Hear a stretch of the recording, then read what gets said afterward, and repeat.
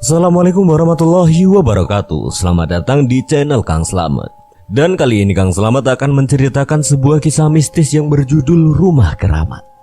Cerita ini ditulis oleh Alin Ambarwati. Sebelum kita masuk ke ceritanya, buat kalian yang belum subscribe channel ini, tekan tombol subscribe-nya terlebih dahulu dan tekan tombol notifikasinya agar kalian tidak ketinggalan cerita seram lainnya dari Kang Slamet. Gak usah berlama-lama lagi, langsung saja kita masuk ceritanya. Rumah Keramat. Di sebuah desa yang sangat jauh dari hiruk-pikuk perkotaan, tepatnya di tengah alas yang begitu lebat, ada sebuah rumah yang dikenal karena keangkerannya. Rumah itu dihuni oleh salah satu keluarga yang sangat lama mengasingkan diri dari masyarakat. Rumah Ibu Rukmini dan Bapak Gede tepatnya. Mereka memiliki 4 buah hati yang usianya bertaut 5 tahun. Hanya anak pertamanya lah yang bisa pergi wirawiri ke penduduk desa di luar hutan. Ibu Rukmini sudah sangat lama menderita sakit stroke. Ia bahkan tak bisa berbicara dengan keluarganya. Hanya bahasa isyaratlah yang bisa digunakan oleh Ibu Rukmini. Sementara Pak Gede adalah pengepul kayu bakar yang sangat pendiam. Ia hanya berbicara ketika diperlukan saja. Singkat cerita, awal mula rumah Ibu Rukmini dikenal karena keangkerannya, yaitu karena seluruh penduduk percaya bahwa Ibu Rukmini melakukan persembahan dengan bangsa iblis. Bahkan satu-satunya anak perempuannya tersebut pun menurut banyak orang merupakan anak dari jelmaan iblis tersebut dan bukan anak kandung dari Pak Gede. Sebab anak perempuannya yang bernama Lastri kerap kali melakukan hal-hal di luar nalar manusia dan kerap berbicara sendirian di tengah hutan. Padahal usianya baru menginjak 10 tahun. Meski demikian, Pak Gede tidak percaya jika sang istri melakukan persembahan kepada bangsa iblis. Sebab yang ia tahu, istrinya sebelum mengidap penyakit stroke adalah istri yang sangat berbakti dan tidak pernah sekalipun membangkang omongan Pak Gede. Bahkan ketiga saudara Lastri yang lain pun tidak percaya kalau Lastri yang merupakan anak ketiga di keluarga merupakan anak titisan bangsa iblis. Sebab Lastri pun merupakan anak yang sangat penurut meskipun ia kerap kali bertingkah aneh. Kisah rumah keramat angker milik Ibu Rukmini bermula dari kejadian beberapa tahun lalu yang tak sengaja diketahui oleh banyak warga desa. Sebab sebelum menetap di gubuk tengah hutan, keluarga Ibu Rukmini tinggal dan menetap di desa bersama penduduk lain. Namun setelah kehamilan anak pertamanya, mereka kemudian pindah dan menetap di gubuk tengah hutan karena sebuah alasan. Dikisahkan beberapa tahun yang lalu, saat Ibu Rukmini menikah dengan Pak Gede, ia divonis tidak bisa memiliki keturunan oleh dukun bayi di desanya. Ia pun menutupinya dari sang suami Pak Gede. Setelah pernikahannya berjalan selama 5 tahun, mereka tak kunjung memiliki anak. Pak Gede pun tidak tahu alasan utama mengapa sang istri tak kunjung hamil. Pak Gede selalu berpikiran positif karena Bu Rukmini merasa tak enak hati karena sang suami terlalu baik kepadanya. Sementara ia tak bisa memberikan keturunan. Ia pun kemudian memutar otak agar bisa segera hamil. Bu Rukmini kemudian pergi tanpa pamit kepada suaminya. Ia berjalan menyusuri hutan. Kemudian ia melihat sebuah gubuk tua di tengah hutan. Ia pun menghampiri gubuk tua itu dan mencoba mengetuk pintu. "Permisi, apakah ada orang?" "Masuk." Bu Rukmini pun kemudian memilih untuk masuk ke dalam gubuk karena penasaran. Terlebih ia pun sedang merasa kalut akan hidupnya. Saat ia masuk ke dalam gubuk itu, Bu Rukmini melihat sosok lelaki tua bertubuh besar dengan jubah hitam yang melekat di tubuhnya. Ia sedang duduk di kursi tua menghadap ke arah jendela. "Apakah Bapak pemilik rumah ini?" Sosok lelaki itu pun hanya mengangguk tanpa melirik ke arah Bu Rukmini. Bu Rukmini nampak gemetaran saat itu. "Saya tahu apa kesulitan kamu." "Apa kamu mengenal saya?" "Saya mengenalmu bahkan di tiap jengkal kehidupanmu." "Apakah kamu bisa memberikan solusi atas permasalahan hidup saya?" "Jika kamu ingin keturunan, saya bisa memberikannya. Namun ada syarat yang harus kamu penuhi." "Saya akan memenuhi semua syarat yang diajukan. Saya sangat ingin memiliki keturunan." akan ada anak yang lahir dari rahimmu yang merupakan titisanku. Dan saat kamu sudah mendapatkan semuanya, jiwamu akan saya ambil untuk menebus semua permintaan yang kamu ajukan. Saya sanggup. Namun ada syarat lagi yang harus kamu penuhi. Tinggallah di gubuk ini dan rawatlah. Adakan ritual di setiap malam bulan purnama. Niscaya kebahagiaan akan selalu menyertai keluargamu. Baik Tuan, saya akan memenuhi semua persyaratan yang diajukan. Sekarang pulanglah dan lakukan ritual.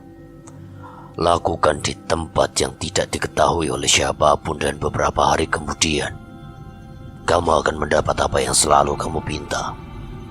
Baik Tuan. Ibu Rukmini pun kemudian pulang ke rumahnya dengan perasaan senang. Saat Ibu Rukmini sampai di rumah, hari sudah mulai petang. Ia pun kemudian memandang ke arah langit dan ternyata benar, malam itu adalah malam bulan purnama. Malam di mana Ibu Rukmini harus melakukan sebuah ritual demi perjanjian yang sudah ia sepakati bersama sosok lelaki yang tinggal di gubuk tua, tepat di tengah hutan. Ibu Rukmini kemudian mencari sebuah tempat yang tidak diketahui oleh siapapun. Ia memutuskan untuk melakukannya di gudang belakang rumah. Kebetulan gudang itu sepi dan tak berpenghuni. Sebelum melakukan ritual, Ibu Rukmini lebih dulu mengumpulkan beberapa perlengkapan untuk ritual, seperti bunga 7 rupa dan perlengkapan lainnya. Setelah semua selesai dipersiapkan, ia pun kemudian melakukan ritual dengan perasaan sumringah. Ia sama sekali belum mengetahui bahwa ia sudah melakukan perjanjian dengan bangsa iblis yang menyerupai sosok lelaki tua berjubah hitam yang dilihat menggunakan bola matanya. Setelah melakukan ritual, ia pun kembali ke kamarnya dan kemudian terlelap di samping Pak Gede yang saat itu sudah lebih dulu tertidur. Keesokan harinya Ibu Rukmini merasakan ada kejanggalan di perutnya. Ia merasakan mual yang sangat dahsyat. Wajahnya pun pucat pasih, tanda-tanda yang dirasakannya seperti orang sedang hamil. Ia pun kemudian memberitahukan kondisinya kepada suaminya. Suaminya pun berinisiatif untuk membawa Ibu Rukmini ke dukun bayi desa untuk mengetahui apakah Ibu Rukmini hamil atau tidak. Selamat Bu, Anda sekarang sedang mengandung.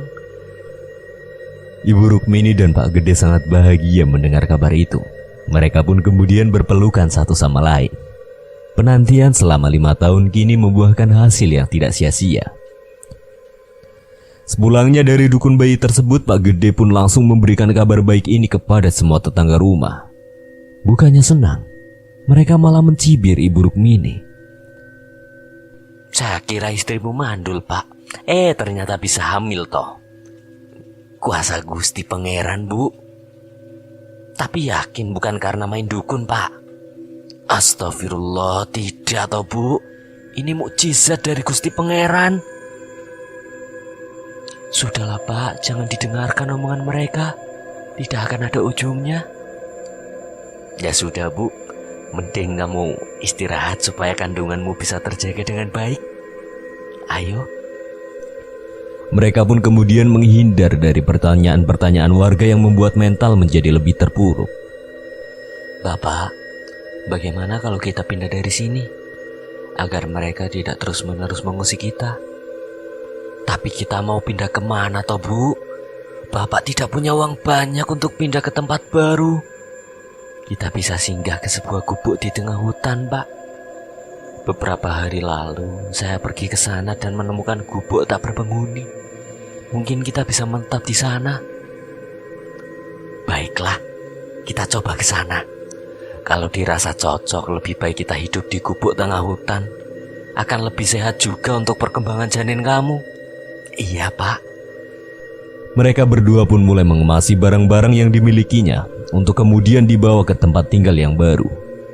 Sesampainya di sana, Ibu Rukmini hendak meminta izin kepada sosok lelaki yang telah mengabulkan permohonannya. Namun, saat ia mencoba menyapanya tak ada tanda-tanda kehadiran seseorang. Mungkin sosok lelaki tua itu tahu jika Ibu Rukmini akan datang, sehingga ia memutuskan untuk pergi, pikir Ibu Rukmini. Mereka pun kemudian hidup nyaman di gubuk tua itu. Untuk keperluan makan, sesekali Pak Gede bisa pergi ke warung desa untuk belanja. Terkadang juga Pak Gede mencarinya dari dalam hutan. Meski demikian, mereka tidak pernah sekalipun merasa kelaparan maupun kekurangan. Sebab kebahagiaan dalam penantian buah hati merupakan hal yang lebih besar dibandingkan hanya sekedar rasa lapar ataupun lainnya. Setelah tinggal berdua tanpa gangguan siapa-siapa, mereka jadi lebih sering berbincang satu sama lain. Pak Gede sangat menyayangi janin dalam kandungan istrinya tersebut. Bahkan ia tak segan untuk selalu memberikan belayan hangat untuk calon anaknya di dalam perut. Kebahagiaan keluarga Ibu Rukmini dan Pak Gede kini benar-benar nyata adanya. Kepindahan Ibu Rukmini dan Pak Gede yang tiba-tiba menjadi buah bibir untuk mereka. Hampir di setiap hari para penduduk desa membicarakan mereka dengan perkataan yang menyakitkan. Ibu Rukmini yang kira-kira nggak bakal punya anak ternyata hamil. Setelah hamil malah pindah ke gubuk tengah hutan. Saya yakin pasti ada sesuatu yang janggal dalam kepergian mereka. Betul juga loh. Jangan-jangan mereka meminta bantuan iblis lagi buat memberikan mereka keturunan. Serem deh. Lingkungan masyarakat Ibu Rukmini memang benar-benar tidak sehat. Mereka tak segan untuk mengungkit keburukan orang lain tanpa berkaca pada diri sendiri. Ibu Rukmini merasa bersyukur bisa pindah ke tempat barunya, yaitu di gubuk tengah hutan. Sebab jika tidak, maka setiap hari akan menjadi hari yang buruk bagi keluarganya. Kehamilan Ibu Rukmini berjalan dengan lancar dan sehat. Ibu Rukmini pun tidak melupakan perjanjiannya dengan bangsa iblis. Saat malam bulan purnama, ia tidak pernah lupa untuk melakukan ritual persembahan kepada bangsa iblis. Sebab ia sudah diberikan keturunan setelah penantian yang sangat panjang, yaitu 5 tahun. Kini kandungannya semakin membesar dan sudah menginjak 8 bulan. Ada rasa takut yang menyelimuti diri Ibu Rukmini. Ia takut jika anak yang akan lahir dari kandungannya tersebut menyerupai iblis yang menjalin kerjasama dengannya. Sebab jika anak tersebut menyerupai bangsa lain, maka Pak Gede tak akan percaya jika itu adalah anaknya dan malah timbul kecurigaan. Karena kekhawatirannya tersebut, Bu Rukmini pun kemudian mencari keberadaan sosok iblis tersebut ke seluruh sudut di hutan tersebut. Pencariannya pun membuahkan hasil. Bu Rukmini berhasil menemukannya. Tanpa basa-basi, Ibu Rukmini kemudian menanyakan keresahannya tersebut kepada sosok iblis tersebut. Apakah anak ini akan menyerupaimu? Aku hanya mengambil sosok anak perempuan. Sementara anak pertamamu adalah laki-laki. Aku tak akan mengambilnya. Dari mana kamu tahu jika anak pertamaku adalah laki-laki? Aku tahu semua yang ada dalam dirimu. Dalam hal ini, Bu Rukmini semakin yakin jika ia sedang menjalin perjanjian yang tidak sederhana. Namun meski demikian, ia tidak memiliki pilihan lain selain melanjutkan perjanjian. Waktu pun terasa cepat berlalu. Kehamilan Bu Rukmini kini sudah genap 9 bulan. Itu artinya sebentar lagi anak pertamanya akan lahir ke dunia. Bu Rukmini dan Pak Gede sudah tidak sabar menantikan kehadiran buah hatinya tersebut. Bahkan mereka berjanji akan merawat bayi mereka dengan sungguh-sungguh agar kelak anak pertamanya tumbuh menjadi anak hebat dan kuat. Di suatu pagi, Bu Rukmini nampak begitu gelisah. Keringatnya mengucur begitu deras, bahkan wajahnya sangat pucat pasi. Ia merasakan keanehan dalam perutnya seperti sebuah kontraksi. Ia pun langsung sadar bahwa ia akan segera melahirkan. Bu Rukmini kemudian membangunkan Pak Gede. Tak butuh waktu lama, Pak Gede pun terbangun dari lelapnya.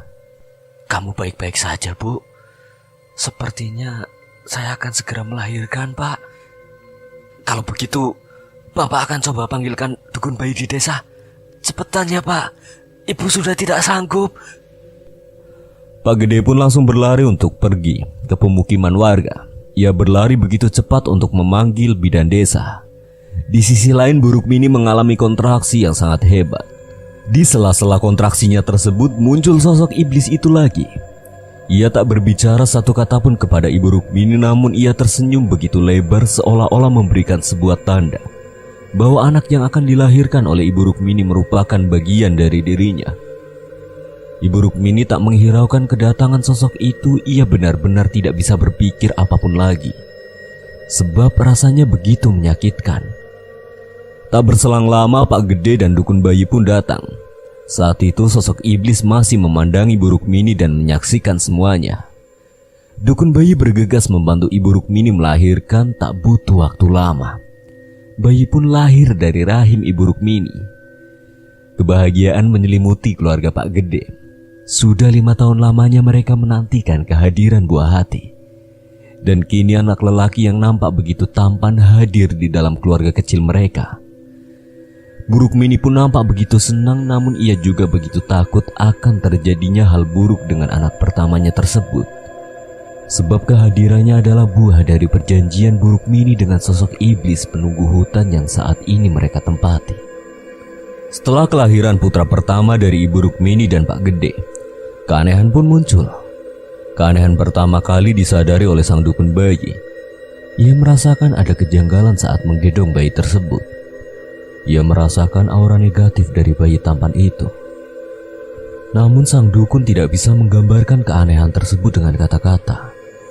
Alhasil sang dukun bayi pun langsung bergegas untuk pulang ke rumahnya. Ia nampak terburu-buru, bahkan tak mengucapkan salam dan menghiraukan tawaran Pak Gede yang akan mengantarnya kembali ke rumah. Di tengah perjalanan sang dukun bayi merasa sangat merinding. Ia merasa bahwa ada sosok tinggi besar yang sedang mengikuti dan mengintainya. Benar saja, ia melihat sosok hantu bertubuh tinggi besar sedang mengikuti langkahnya. Matanya sangat merah dan melotot ke arah dukun bayi. Sang dukun bayi nampak ketakutan. Ia pun mengencangkan larinya. Ia tak menyangka bahwa keanehan akan menimpanya setelah membantu proses persalinan Bu Rukmini. Sang dukun bayi benar-benar sudah sangat lelah berlari, namun ia berpikir jika ia berhenti maka ia akan mati. Ia pun hampir melewati batas hutan, itu artinya desa tempat tinggalnya akan terlihat sebentar lagi. Saat melihat sebuah jalan raya, sang dukun bayi merasa sangat senang, namun ia tetap berlari kencang. Sebab sosok itu masih mengikutinya dari arah belakang. Sang dukun bayi pun tidak berhati-hati saat menyeberang dan sang dukun bayi tewas seketika saat menabrak truk yang tiba-tiba saja lewat tepat di hadapan sang dukun bayi. Semua orang yang mendengar kejadian tersebut pun bergegas keluar. Mereka berbondong-bondong datang untuk menyelamatkan sang dukun bayi. Bayinya Rukmini aneh. Ucap sang dukun bayi sangat lirih di saat kondisinya masih kritis. Semua orang tidak menghiraukan ucapan sang dukun bayi. Mereka langsung membawa sang dukun bayi ke rumah sakit dengan menggunakan mobil ambulans. Namun sayang, setibanya di rumah sakit beliau sudah tidak bisa terselamatkan lagi. Hari kelahiran buah hati Ibu Rukmini dan Pak Gede menjadi hari kematian sang dukun bayi yang telah membantu proses persalinan Ibu Rukmini. Tak butuh waktu lama, berita tentang kematian sang dukun bayi pun tersebar dengan cepat. Pak Gede dan Bu Rukmini pun mengetahuinya. Mereka merasa tidak enak hati. Sebab sang dukun bayi meninggal setelah membantu proses kelahiran Ibu Rukmini.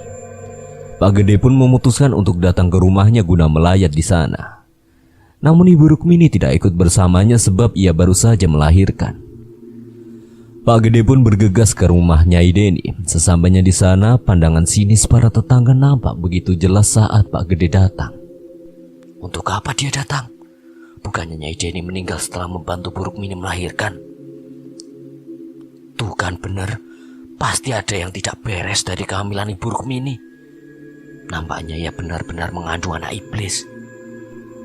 Pak Gede tak ingin terpancing emosi. Ia hanya terdiam saat banyak warga menggujinya dan sang istri. Pak Gede pun datang melayat hanya sebentar. Sebab ia tak ingin terpancing emosi jika melayat lama di sana. Sebab banyak warga yang tidak suka akan kehadirannya. Di sisi lain, Bu Rukmini terus bertanya-tanya apakah kematian Nyai Deni ada kaitannya dengan putra pertamanya tersebut. Bu Rukmini pun melamun saat memikirkan semua itu. Bahkan ia sempat berpikir apakah kematian Nyai Deni ada kaitannya dengan sosok iblis itu atau tidak. Saat sedang merenung panjang, sosok iblis itu pun kembali datang menghampiri Bu Rukmini. Anggaplah kematian dia sebagai pengganti lahirnya putramu. Apa maksudmu? Ada yang datang, ada pula yang hilang. Apa maksud kamu? Kamu akan paham Seiring berjalannya waktu, lakukan saja apa yang kuperintahkan jika ingin selamat. Sampai kapan saya harus melakukan ritual-ritual tak masuk akal ini? Sepanjang waktu.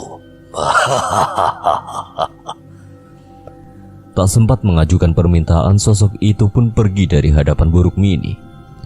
Ada sedikit penyesalan yang menyelimuti diri Buruk Mini. Bahkan ia pun sangat yakin jika kematian Nyai Deni pasti ada kaitannya dengan iblis itu. Ibu Rukmini merasa bahwa dirinya sangatlah bodoh. Hanya karena menginginkan buah hati, ia kemudian mengorbankan kehidupannya sendiri dan banyak orang di sekitarnya. Ia pun kemudian berpikir untuk berhenti menjalin perjanjian dengan sosok itu. Ibu Rukmini kemudian mendatangi seorang dukun untuk meminta pertolongan, namun ia pergi setelah sang suami telah kembali. Sepulangnya Pak Gede dari melayat, Ibu Rukmini pun bergegas untuk meminta izin kepada sang suami untuk pergi ke suatu tempat. Ia bahkan tak menyebutkan nama tempat yang didatanginya, sebab ia tak ingin sang suami tahu kebenaran tentang semua ini. Awalnya Pak Gede tidak memberikan izin Bu Rukmini pergi. Namun karena ia terus memohon, akhirnya dengan berat hati Pak Gede pun mengizinkan istrinya untuk pergi dan ia yang bertugas menjaga buah hatinya yang masih memerah. Ibu Rukmini berjalan begitu pelan. Rasa sakit pasca melahirkan masih dirasakannya, namun ia harus menemui seorang dukun agar perjanjiannya dengan sang iblis cepat lenyap. Ia berjalan kaki menyusuri hutan belantara tanpa alas kaki dan tanpa membawa apapun di genggamannya. Letak rumah dukun yang ia tahu begitu jauh. Ia harus melewati hutan tempatnya tinggal, menyusuri pedesaan untuk bisa sampai di sebuah bukit tempat Dukun Sento berada. Dukun Sento sangat terkenal di seluruh penjuru desa. Seluruh masalah bisa diatasinya dengan sekejap mata. Meski dengan tertati-tati, akhirnya Ibu Rukmini pun sampai di kediaman Dukun Sento. Ia pun kemudian memanggil-manggil nama Dukun Sento tersebut. Permisi Mbah. Silakan masuk. Dukun Sento pun mempersilahkan Ibu Rukmini untuk masuk dan duduk di hadapannya. Saat itu, Dukun Sento sedang bersemedi di rumahnya tersebut. Ada apa kamu datang kemari? Mbah, tolong saya. Apa yang bisa saya bantu? Saya tidak sengaja menjalin perjanjian dengan seorang iblis dengan tujuan agar saya bisa mendapatkan keturunan. Setelah itu saya pun hamil dan sudah melahirkan seorang anak laki-laki. Namun ada beberapa syarat yang harus saya penuhi. Pertama, saya harus melakukan ritual persembahan di tiap malam purnama. Kedua, kehadiran anak saya akan digantikan dengan kematian seseorang, Mbah. Dan ketiga, akan ada banyak kejanggalan yang terjadi dalam hidup saya, yang saya sendiri pun tidak tahu, Mbah. Tolong saya, Mbah. Saya ingin lepas dari jeratan iblis itu. Apa alasan utama kamu bersekutu dengannya? Sebelum saya menikah, saya sudah dinyatakan mandul oleh salah seorang dukun bayi. Dan saya tidak bisa memberikan keturunan untuk suami saya, Mbah. Karena saya frustasi setelah 5 tahun menikah tak kunjung mendapatkan keturunan. Alhasil saya pun pergi ke hutan. Niat hati ingin menenangkan diri, namun saya malah berjumpa dengan sosok lelaki yang ternyata adalah sosok iblis yang singgah di sebuah rumah tua di tengah hutan yang saat ini saya tinggali, Mbah.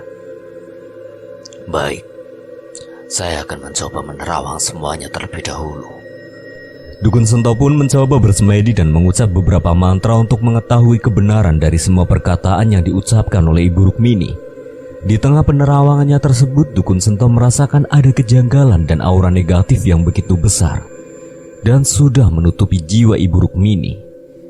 Ia pun hanya bisa menggelengkan kepalanya ke kanan dan ke kiri. Akan sangat sulit. Apa Mbah tidak bisa melawan iblis itu? Buat dia binasa, Mbah. Saya akan coba. Dukun Sento pun kembali dalam semedinya. Ia nampak sedang bertarung dalam dimensi lain. Keringatnya mengucur seketika, bahkan keluar darah dari hidungnya. Dan tak lama kemudian ia pun terpental begitu jauh. Mbah tidak apa-apa. Pulang. Tapi Mbah, pulang dan jangan pernah kau injakan kaki di sini lagi. Kemarahan Dukun Sento benar-benar sangat nyata. Dukun Sento yang terkenal hebat dan tak memiliki tandingan seketika saja mengusir Ibu Rukmini tanpa penjelasan apapun. Permintaan Bu Rukmini pun tidak terpenuhi sama sekali. Ia bahkan diusir dengan begitu kejam. Apa mungkin iblis itu yang membuat Mbah Sento menjadi tak berdaya? Pikir Bu Rukmini. Sepulangnya dari rumah dukun Sento, Ibu Rukmini nampak begitu murung. Ia kehilangan cara untuk bisa lepas dari jeratan sang iblis. Ibu Rukmini pun tak memiliki pilihan lain selain mengikuti perjanjian tersebut hingga takdir berkata selesai. Saat Ibu Rukmini hendak pulang ke rumahnya, sosok iblis itu seakan mengikutinya dari arah belakang. Namun Ibu Rukmini berusaha untuk tenang. Ia sangat yakin jika sang iblis tak akan menyakitinya. Di tengah perjalanan, saat dirinya sudah hampir sampai pun mencoba memanggil sosok iblis itu untuk datang ke hadapannya. Angin bertiup sangat kencang. Dedaunan pun berterbangan dan pepohonan pun bergerak tak beraturan. Tak berselang lama sang iblis pun datang. Kamu sudah lancang, Rukmini. Ampuni saya, Tuan. Saya hanya ingin berhenti. Tidak ada yang bisa lepas dari jeratan iblis. Kamu yang datang kepadaku dan kamu yang bersimpuh kepadaku. Aku akan mengabulkannya, maka kamu harus menuruti tanpa jeda. Ibu Rukmini pun hanya bisa menangis dan terus menangis. Tak berselang lama, sosok iblis itu pun lenyap bersamaan dengan datangnya Pak Gede bersama putranya yang masih berada di dekapannya. Ibu, ada apa? Bukan apa-apa, Pak. Tapi kamu menangis histeris tadi. Bapak sempat mendengarnya. Ibu hanya menangis bahagia kok, Pak. Sebab ibu masih belum menyangka jika kita akan dikaruniai seorang anak setelah penantian 5 tahun lamanya. Bapak juga sama bahagianya dengan ibu. Terima kasih ya, Bu. Kamu sudah berjuang keras. Mereka pun kemudian berpelukan bertiga dan lekas kembali ke gubuknya. Tak terasa malam ini adalah malam bulan purnama. Itu artinya malam ini Bu Rukmini harus melakukan ritual persembahan kepada sang iblis. Ia pun menidurkan bayinya lebih dulu dan memastikan sang suami telah terlelap. Setelah semuanya selesai, barulah Ibu Rukmini akan melakukan sebuah persembahan. Ibu Rukmini melakukan ritual persembahan tepat di belakang gubuk miliknya. Kali ini ia melakukannya dengan berat hati. Ia bahkan menangis saat melakukan ritual. Namun setelahnya ia berjanji akan menjadi lebih kuat dan akan berusaha menerima konsekuensi atas apa yang telah diperbuatnya. Pilihan yang salah akan mengantarkan ke masa depan yang salah pula. Oleh sebab itu, Ibu Rukmini akan berusaha menerima takdir hidupnya. Keesokan harinya, Ibu Rukmini memandang anak lelakinya yang sangat tampan. Anak lelaki yang saat ini belum memiliki nama. Bu Rukmini ingin memberikan nama Satrio kepadanya, Satrio yang berarti kesatria. Ibu Rukmini berharap kelak putra pertamanya tersebut akan menjadi seorang kesatria di keluarganya. Pak Gede pun menyetujui nama itu. Kehidupan keluarga Bu Rukmini setelah hadirnya Satrio sangatlah berbeda dari sebelumnya. Banyak musibah yang datang silih berganti menimpa keluarga Ibu Rukmini. Pak Gede yang semula memiliki pekerjaan di desa sebagai kuli angkut mendadak sepi pelanggan. Bu Rukmini yang semula sangat sehat pun kini rentan sakit. Di sisi lain, Satrio sangatlah mudah kelaparan. Ia sangat berbeda dari bayi-bayi kebanyakan. Hingga tubuhnya pun cepat sekali besar. Di usianya yang baru 5 bulan, badannya sudah sama seperti bayi yang berusia 1 tahun. Namun Ibu Rukmini dan Pak Gede tidak pernah bertengkar satu kali pun. Meskipun kehidupannya kini semakin terpuruk. Pak Gede merupakan sosok lelaki yang sangat sabar. Ia bahkan tak pernah satu kali pun membentak Ibu Rukmini. Meskipun saat ini ia tak memiliki pemasukan, namun ia tetap berusaha untuk mencari jalan lain. Tak terasa 5 tahun pun berlalu. Saat ini Satrio sudah berusia 5 tahun. Pak Gede pun sudah memiliki aktivitas baru, yaitu menjadi pengepul kayu bakar yang kemudian hasilnya akan ia dagangkan ke pasar. Namun sakit yang diderita Ibu Rukmini masih tetap tinggal di tubuhnya. Namun Bu Rukmini tak pernah mengeluh sedikit pun. Suatu ketika, Bu Rukmini merasakan ada kejanggalan di perutnya. Ia mendadak pusing dan mual-mual. Tanda-tanda kehamilan benar-benar tersirat di dalam tubuhnya. Ia pun kemudian mencoba untuk pergi ke dukun bayi desa sebelah. Dan benar saja ternyata Ibu Rukmini sudah mengandung. Kandungannya sudah menginjak angka 1 bulan. Ia pun kemudian memberitahukan kabar bahagia ini kepada Pak Gede dan juga Satrio. Mereka sangat senang dengan kabar ini. Namun, Bu Rukmini khawatir akan terjadi hal-hal buruk lagi setelah kelahiran anak keduanya nanti. Seperti halnya saat kelahiran Satrio, di mana dukun bayi yang membantu kelahiran Satrio tewas secara mendadak. Dan Pak Gede pun mendadak tak memiliki pekerjaan. Sementara Bu Rukmini jatuh sakit dalam waktu yang lama. Bu Rukmini pun mencoba untuk berpikir positif akan semuanya. Kehamilan kedua Bu Rukmini terasa sangat berat, sebab ia sedang menderita sakit yang cukup parah. Bahkan ia pun masih sangat bergantung pada Pak Gede. Bu Rukmini menderita sakit lambung akut yang disebabkan karena kurangnya asupan makan secara rutin dalam diri Bu Rukmini. Sebab kehidupan ekonomi keluarga Bu Rukmini sedang sangat terpuruk. 5 tahun kehidupan keluarga ini, setelah Satrio hadir di tengah-tengah mereka, banyak cobaan hidup yang menerpa keluarga mereka.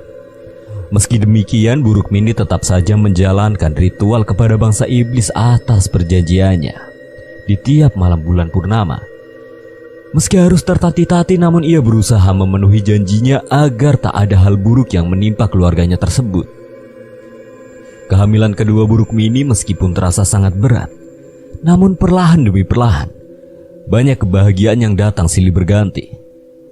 Kebahagiaan pertama bermula saat Pak Gede tiba-tiba saja mendapatkan tawaran pekerjaan yang cukup baik, yaitu menjadi buruh di salah satu pabrik dekat desa. Kehidupan keluarga Bu Rukmini pun semakin membaik.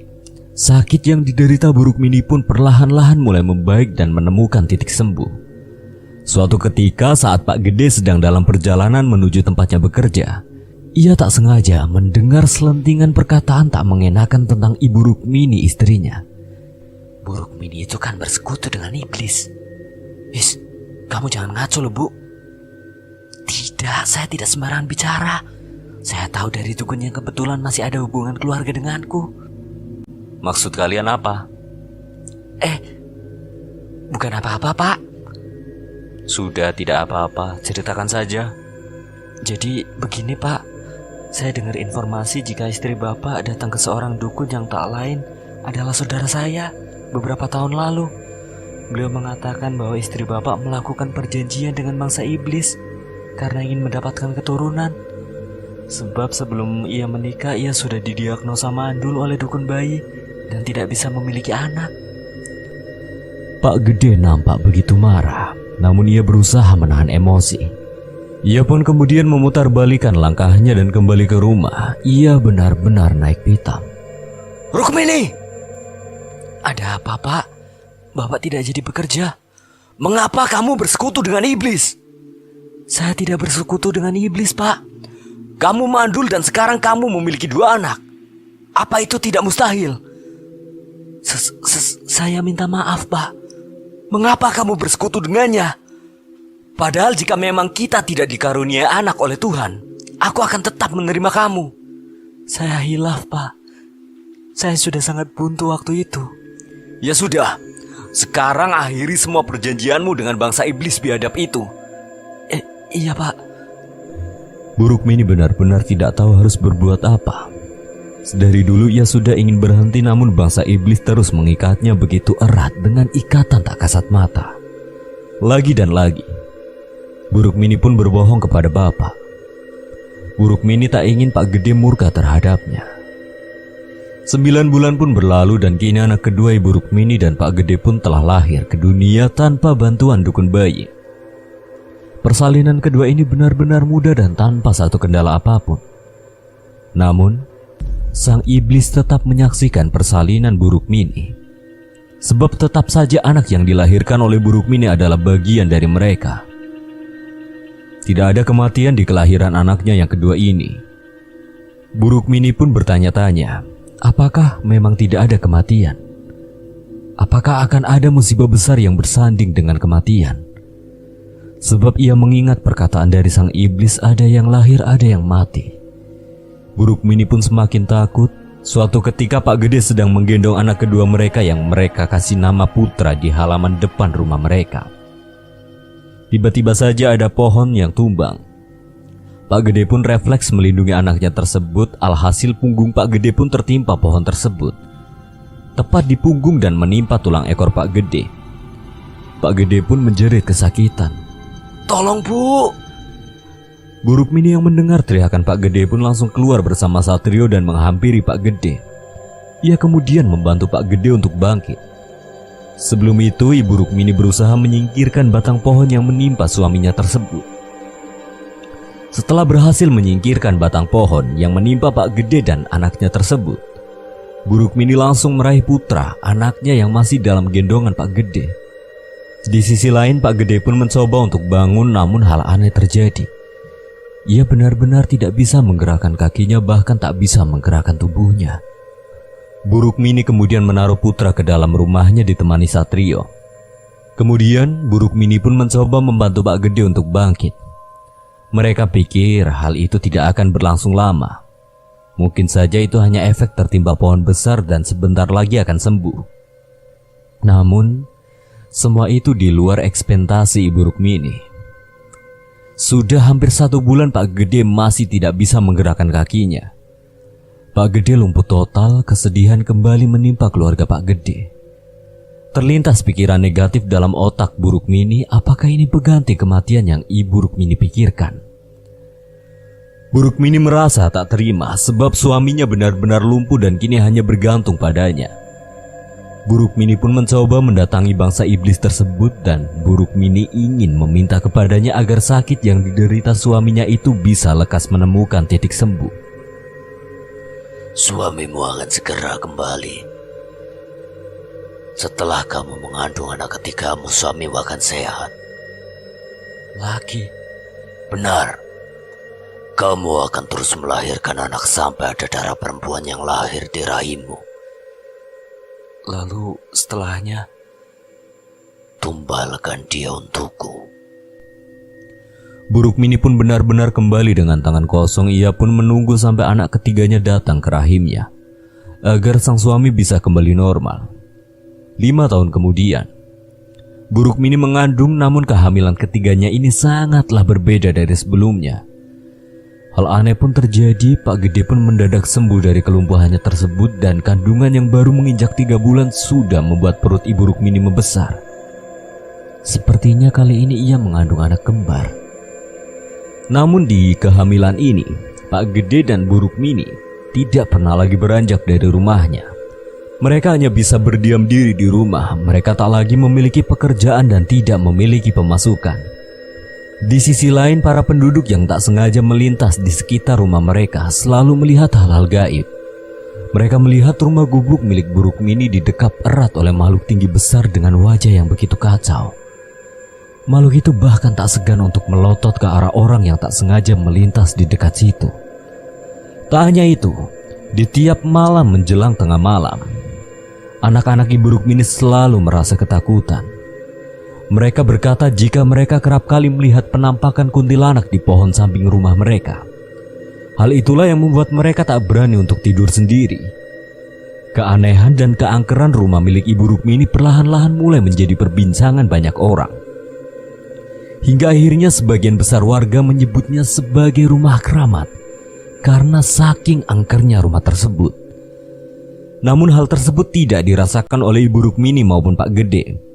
Mereka merasa bahwa tak ada yang aneh dari rumahnya tersebut.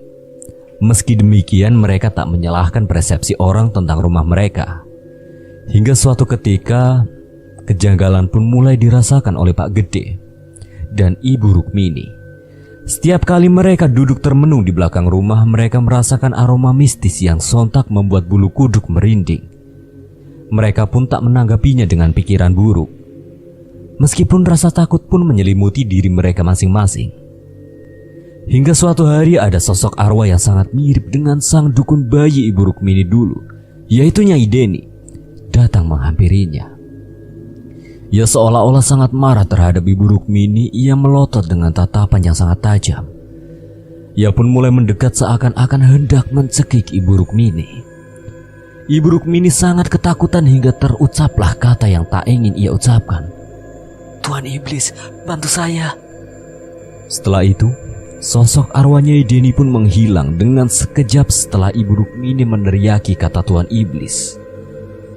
Rumah keramat kini bukan hanya sekedar wacana dari beberapa warga desa, namun nyatanya ada. Tak hanya para warga yang kerap kali menjumpai makhluk-makhluk aneh, melainkan keluarga Ibu Rukmini pun kerap dijumpai makhluk-makhluk tak kasat mata. Di sisi lain, Bu Rukmini tahu bahwa mereka adalah pengikut dari bangsa iblis atau bahkan nyawa-nyawa yang telah melayang, korban sebuah persembahan kepada bangsa iblis. Bu Rukmini mencoba beradaptasi dengan semua keanehan yang dialaminya. Ia pun masih melakukan ritual persembahan tanpa terlewat. Sama seperti kehamilan Ibu Rukmini sebelumnya, perutnya sangat cepat membesar dan waktu pun sangat cepat berlalu. Kini ia sudah memasuki waktu melahirkan. Karena harus melahirkan bayi kembar, Bu Rukmini pun meminta Pak Gede untuk mencarikannya bantuan, entah dari dukun bayi ataupun siapa saja yang memiliki pengalaman dalam bersalin. Bu Rukmini sudah terlentang di atas kasur rumahnya ditemani oleh putra. Sementara itu, Pak Gede dan Satrio pergi mencari bantuan ke desa sebelah. Desa yang dituju mereka begitu sepi, bahkan tak banyak orang yang berada di luar rumah. Hingga akhirnya mereka berjumpa dengan salah seorang kakek-kakek yang sedang duduk termenung di bawah pohon rindang. Kek, permisi. Rumah dukun bayi di desa ini di mana ya? Kakek itu tak menjawab apapun pertanyaan dari Pak Gede. Namun ia menunjuk sebuah rumah gubuk yang jaraknya tak begitu jauh dari tempat mereka berpijak saat ini. Pak Gede dan Satrio pun berpikir bahwa gerak tangan sang kakek adalah jawaban dari pertanyaan Pak Gede yang baru saja dilontarkan. Meski mereka tak tahu rumah siapa yang ditunjuk oleh sang kakek, namun mereka sangat yakin jika orang yang tinggal di gubuk itu akan membantu dengan senang hati. Permisi. Masuk. Ada apa kemari? Tolong bantu saya, Nyai. Istri saya hendak melahirkan. Apa yang saya dapatkan jika membantu istri kamu melahirkan? Saya akan berikan apapun yang Nyai minta. Saya akan meminta bayaran mahal. Awalnya Pak Gede ragu sebab ia bukan dari kalangan berada. Namun ia tak memiliki pilihan lain selain menuruti apa yang diminta oleh sang dukun bayi, mengingat sang istri sedang mengeluh kesakitan karena harus melahirkan anak kembar. Setelah sepakat antara Pak Gede dan sang dukun bayi yang bernama Nyai Dasima, mereka pun kemudian menuju rumah Pak Gede. Setibanya di sana, keringat Bu Rukmini sudah mengucur begitu deras. Wajahnya sudah memerah dan terlihat bahwa ia akan segera melahirkan. Nyai Dasima pun bergegas untuk membantu. Tak butuh waktu lama, anak ketiga Pak Gede dan Ibu Rukmini pun lahir. Ia merupakan bayi perempuan yang sangat cantik jelita. 5 menit kemudian disusul dengan kelahiran putra terakhir mereka yang sangat tampan. Selepas itu sang dukun bayi bukannya membantu memandikan bayi kembar Pak Gede. Ia malah langsung meminta bayaran dengan nominal yang cukup besar. Namun sangat disayangkan Pak Gede tidak memiliki uang dengan nominal sebanyak itu. Pak Gede dan Bu Rukmini pun mencoba bernegosiasi. Dalam hati Bu Rukmini, ia sangat ingin meminta bantuan kepada bangsa iblis. Namun keanehan pun terjadi. Nyai Dasima sang dukun mendadak mengalami ketakutan yang luar biasa. Ia seakan melihat makhluk menyeramkan di depan matanya. Sementara Pak Gede dan Bu Rukmini tak melihat apapun. Nyai Dasima pun sangat ketakutan dan kemudian pergi keluar rumah dengan langkah yang begitu cepat. Ia seakan menghindar dari kejaran seseorang. Nyai Dasima pergi tanpa pamit, bahkan tanpa memikirkan bayarannya lagi. Bu Rukmini pun memikirkan keselamatan Nyai Dasima. Apakah ia akan berakhir seperti Nyai Deni yang mendadak tewas atau bisa saja hidup? Semua menjadi misteri sebab tak ada warga di desa Nyai Dasima yang mengenal Pak Gede maupun Bu Rukmini. Sehingga mereka tak memperoleh kabar apapun tentang Nyai Dasima sepulangnya dari rumah Ibu Rukmini. Kini lengkaplah sudah kebahagiaan keluarga Bu Rukmini dan Pak Gede, karena sudah melahirkan seorang bayi perempuan. Bu Rukmini tak perlu hamil lagi dan lagi. Bu Rukmini merasa sangat senang akan hal tersebut, mengingat juga usianya tak lagi muda dan kerap kali menderita sakit. Di sisi lain, Bu Rukmini teringat perkataan sang iblis bahwa ia harus mempersembahkan anak perempuannya untuk mereka. Rasanya, aku tak ingin menjadikannya tumbal, sebab ia merupakan darah daging Ibu Rukmini. Namun jika ia tak melakukan itu, maka hal buruk akan menimpa keluarganya. Pilihan yang sangat sulit yang harus dihadapi oleh Buruk Mini, yang sangat ingin menutupi bayi yang baru saja dilahirkannya. Namun ia sadar bahwa ia tak sedang bersenda gurau dengan sesama manusia, melainkan dengan bangsa iblis. Waktu pun berjalan begitu cepat. Waktu persembahan anak perempuan Buruk Mini pun tiba. Tepat di malam bulan purnama, bayi perempuan yang ia beri nama Indah diletakkan di sebuah meja persembahan lengkap dengan kembang 7 rupa dan semua barang untuk sesajian sesuai yang dipersiapkan. Saat melakukan persembahan, tak sengaja Pak Gede melihat apa yang dilakukan oleh Buruk Mini hingga nyawa bayi perempuan tersebut tak tertolong. Melihat kejadian itu, Pak Gede sangatlah marah, namun masih ia pendam. Ia pikir istrinya tersebut sudah tidak lagi berurusan dengan bangsa iblis. Nyatanya ia masih melakukan ritual persembahan untuk mereka, dan malah saat ini lebih membabi buta karena akan mengorbankan anak perempuannya tersebut. Pak Gede pun mencoba menghampiri istrinya tersebut dengan segala kemarahannya. Rukmini, apa yang kamu lakukan? Buruk Mini terkaget sesaat setelah melihat kedatangan Pak Gede. Ia pun berjalan mundur ke arah belakang dengan sangat ketakutan. Pak Gede langsung mengecek nyawa anak perempuannya tersebut. Ternyata ia sudah tak lagi bernyawa. Perasaan kalut bercampur marah beradu menjadi satu. Pak Gede tak menyangka istrinya akan sangat tega menghabisi nyawa anaknya sendiri. Pak Gede marah dan langsung menjatuhi Ibu Rukmini dengan perkataan-perkataan buruk. Saat Ibu Rukmini hendak menghampiri Pak Gede untuk meminta maaf, mendadak Bu Rukmini mengalami serangan jantung, padahal ia sebelumnya tak memiliki riwayat jantung. Pak Gede yang melihatnya tak menghiraukan istrinya tersebut, namun Satrio dan Putra yang mendengar ibunya kesakitan pun sontak menolong Rukmini, membopongnya hingga ke kamar dan mencoba menyelamatkannya. Beberapa jam kemudian, Bu Rukmini pun sadarkan diri, namun kondisinya pasca sadar sangatlah memprihatinkan. Ia tak dapat lagi menggerakkan seluruh organ tubuhnya dan tak mampu untuk berkata apapun. Ia seolah-olah menjadi orang stroke pada saat itu. Keluarga pikir itu hanya efek dari serangan jantung yang menimpa Bu Rukmini tadi, sehingga mereka tak begitu khawatir. Pak Gede yang saat itu hanya fokus ke anak perempuannya pun mencoba mendekap bayi yang sudah tiada itu. Ia kemudian membawanya untuk dimakamkan tak jauh dari rumah. Tak lupa Pak Gede membawa Satrio dan Putra. Mereka pun diberitahu oleh Pak Gede tentang perbuatan ibunya tersebut. Namun bayi laki-laki yang belum lama lahir masih dalam dekapan Ibu Rukmini. Bu Rukmini benar-benar menyesal karena perbuatannya tersebut. Tak lama setelahnya, sang iblis mendatangi Bu Rukmini. Kamu sudah menjalankan tugasmu dengan baik. Lalu apa lagi? Ucap Ibu Rukmini sembari menangis dan begitu marah, namun hanya bisa berbicara dalam hatinya. Sebab pasca serangan jantung ia tak lagi bisa berbicara lantang. Meski demikian, sang iblis tetap tahu dan paham dengan apa yang diucapkan oleh Bu Rukmini. Perjanjian akan tetap menjadi perjanjian. Tiap pada kelahiran, tetap pada kematian. Dan kamu sudah memberikan itu semua meski tanpa sengaja. Sudah cukup. Saat Ibu Rukmini ingin melampiaskan semua amarahnya kepada bangsa iblis, mereka tiba-tiba saja menghilang tanpa jejak. Bu Rukmini pun kemudian mendekap sang anak terakhirnya tersebut. Waktu berlalu sudah cukup lama, namun Pak Gede beserta kedua anaknya tak kunjung kembali.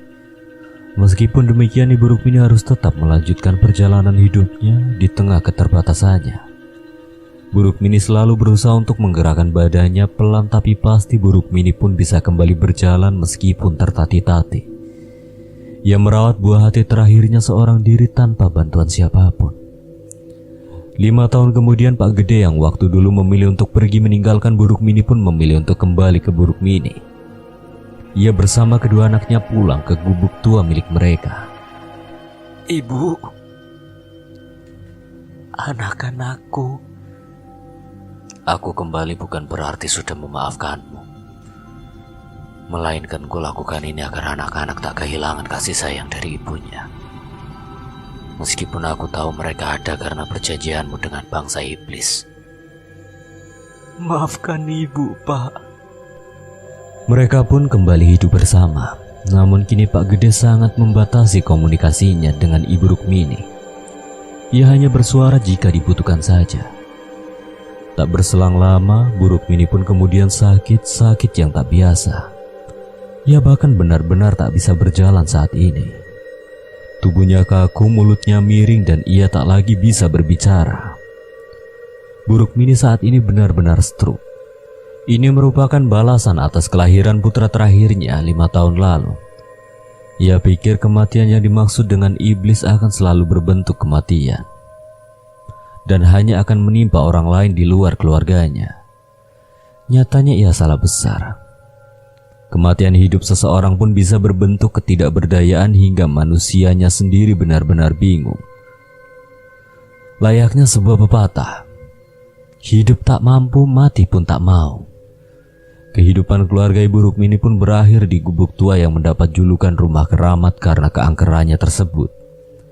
Rumah keramat dengan adanya Ibu Rukmini yang stroke, Pak Gede yang pendiam, dan ketiga anaknya yang tak memiliki kesamaan satu dengan lainnya.